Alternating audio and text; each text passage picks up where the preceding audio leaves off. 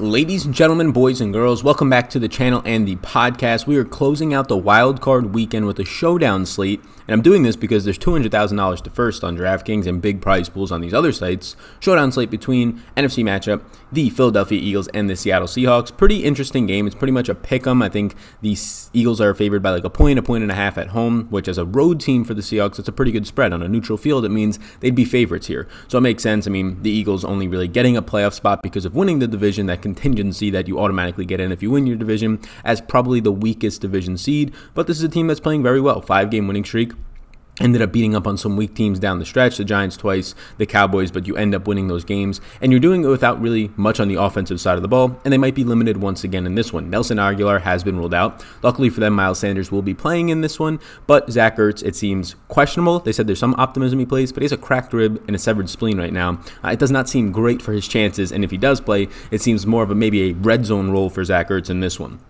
So welcome if you're new. My name is Sal Vetri, and I appreciate it if you hit that subscribe button. I do cover daily fantasy sports, also currently right now in the NBA and PGA. I have exclusive content as well as stuff on YouTube that's dropping every single day. If you want the exclusive stuff, it's my projections. It's a ton of stuff, projections for NBA, PGA, podcasts, exclusive podcasts for the NFL, more projections, write-ups, all that type of stuff. You can check that out. I'll link it up down below over on Patreon.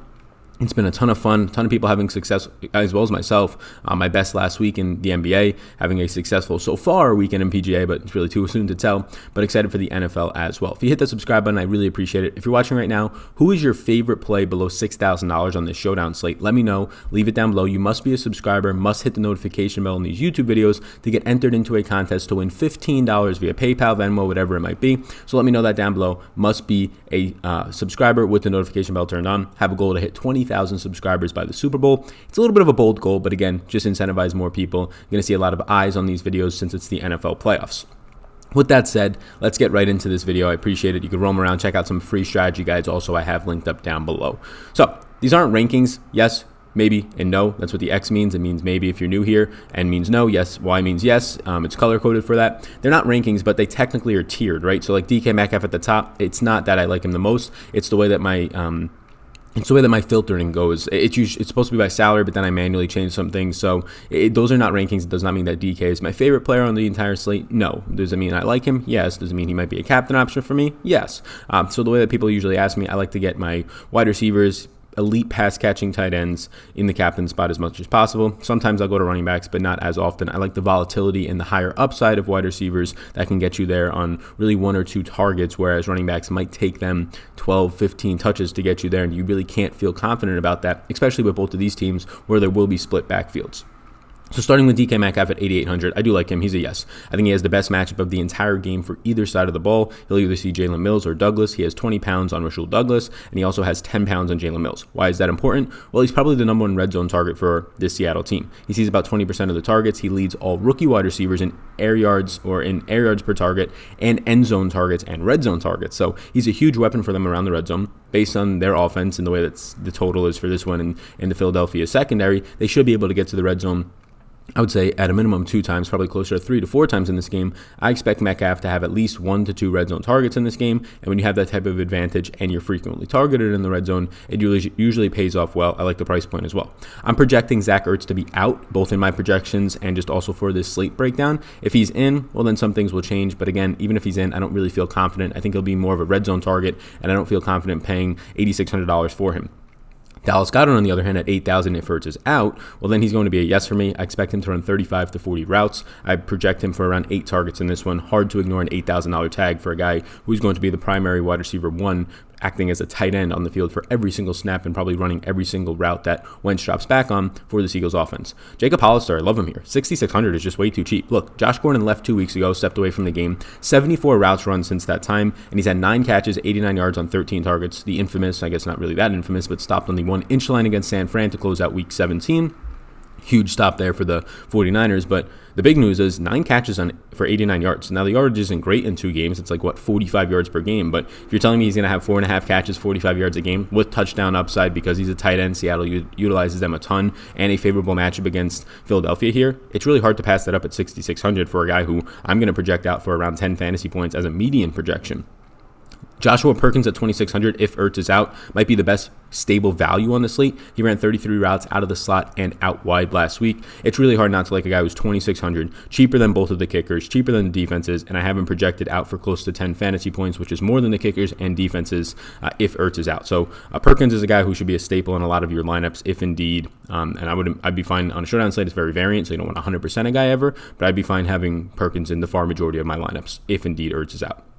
My final guess is Miles Sanders. He is probable for this one. Look, Philly has the number one run blocking advantage on the entire weekend at positive 37%, and there's a really good chance that's the best run blocking advantage you see in the entire postseason run. It's a top 10 one that we've seen on the entire season. It's just a really good matchup for this Philadelphia offensive line. We'll see what happens with Lane Johnson's official status, but either way, it will be a top matchup against a 30th ranked defensive line and pressure rate of the Seattle Seahawks that are dealing with guys like Jadeveon Clowney, Ziggy Ansah battling injuries / not suiting up.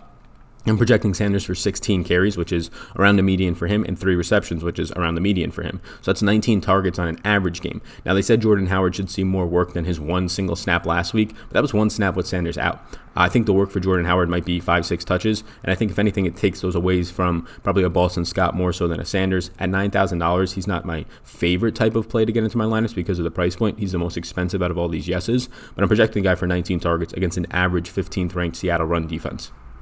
Now to my babies. Carson Wentz is 10,600. He's averaging 43.8 attempts per game over the last 5 games, over this 5-game winning streak, really. 22.8 DraftKings points during that time. Seattle ranks 30th in pressure, dealing with injuries as well along their defensive line, and they rank 15th in coverage. This is a really good spot for Wentz. No matter who his weapons are, he continues to get it done. And a big reason why is, whether it's Miles Sanders catching 4 or 5 passes a game, whether it's Boston Scott, they're smart. They're utilizing running backs in the passing game, which is just an extension of the run, but it gives you more upside when you get them one-on-one with a linebacker instead of facing the entire defensive line. So I like the way that they're utilizing their running backs. Obviously, their 2 tight end sets have been elite since really the beginning of last year under Peterson. So I like this spot for Carson Wentz at 10-6. It's not a lock because of the price tag, but I do like the fact that I've been projected for 1.5 to 2 fantasy points less than Wilson, and he's $1,000 cheaper. So I'm going to get to him a little bit more. Tyler Lockett at 9,600. The only reason he's not a yes is because of the price point. I do prefer Metcalf for a little bit cheaper, but he'll have a strong matchup in the slot against Maddox.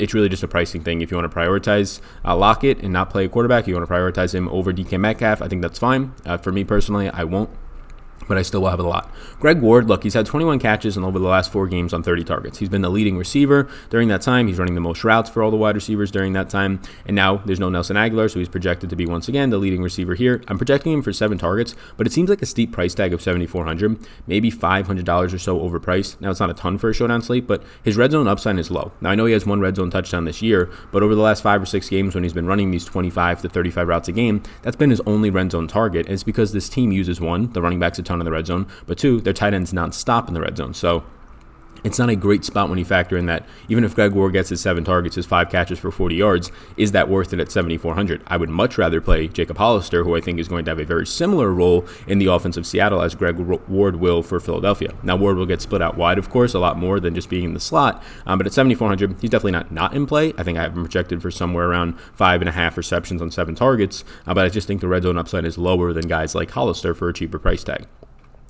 The 2 running backs for Seattle are in play. I do prefer Travis Homner. He has 11 catches on 13 targets the last 2 games since the injuries to Carson and Rashad Penny and CJ Prosise. You also get, during that time, 26 total touches. The problem is he's going to lose a lot of goal line touches. So you're trying to make hay in the passing game. So if you get those 6 catches and 40 yards out of the passing game from him and then some groundwork, well then yeah, he's a good play at the price tag. But the problem is Marshawn Lynch at $6,400 is back there too. They're likely to split 25 to 30 carries in this game between the 2 of them. Lynch will get all the red zone and goal line work, if I had to imagine, including short distance. Philadelphia gives up the 5th or their bottom 5 in yards allowed per game to running backs below 70 per game. The only reason Marshawn Lynch is interesting to me, he's not going to have a pass catching role, he's clearly out of shape, is because of the 2 touchdown upside. Even if this guy sees 14 carries for 30 yards, but he gets those 2 touchdowns, that keeps him very much in play. There's not many players on this slate that you can say, yep, they have clear 2 touchdown upside in terms of outside of the quarterbacks.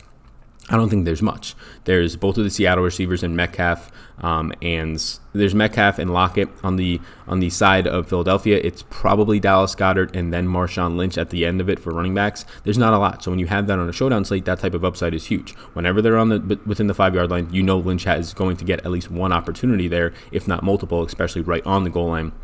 hard to at least not consider that in a player pool. Both the kickers, I'll say what I usually do. Jason Myers at 4,000 for Seattle, Jake Elliott at 3,800 for Philadelphia. They're both maybes. They're fine to get to. I recommend rostering at most one in a single lineup. Eagles defense I would choose over Seattle. They're only 3,200. They're at home. Negative 31% pass blocking advantage for Seattle's very bad offensive line. Eagles pressure rate is 6th in the league, and they're at home as a slight favorite. Really good spot at 3,200. Not a priority. I'd much rather play Perkins if Ertz is out. David Moore is priced up. This is the only issue. I don't want to get to him at this price point. He's in play because, look, Malik Turner is out, and you have Dron Brown, who is questionable for this game. He's been doubtful all week. Now there's some late week positive news around Dron Brown that he practiced a little bit or would have practiced on Friday, so he might play. If Dron Brown is out, I'll have interest in DJ or David Moore, who played 72% of the snaps and ran 36 routes last week. He caught 2 balls on 2 targets for 30 yards. If Brown is in, I have no interest. The problem is he's already $3,000. Again, I much prefer Perkins. I have him projected for at or around the points of a kicker, so he has a little bit more upside due to touchdown upside, but he's not a lock because if he was 2,000, I'd like him a lot. If he was 1,000, he'd be close to, maybe not a lock, but a strong play for a guy projected for 30 routes run. But at 3,000, it's starting to get a little bit foggy to try and get to him. My last interest is Robert Davis at $1,000.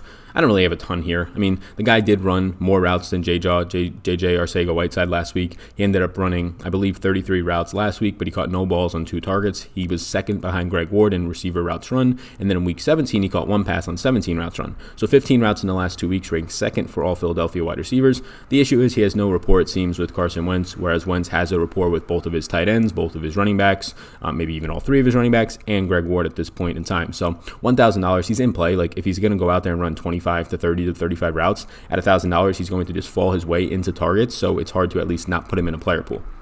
My nose, Russell Wilson at 11,600. If you've been watching my Showdown videos all year, I usually fade a quarterback who's above $11,000. I just think there's better game theory, but if they're mobile, I start to think about it. Deshaun Watson, Lamar Jackson, I was playing those slates as well.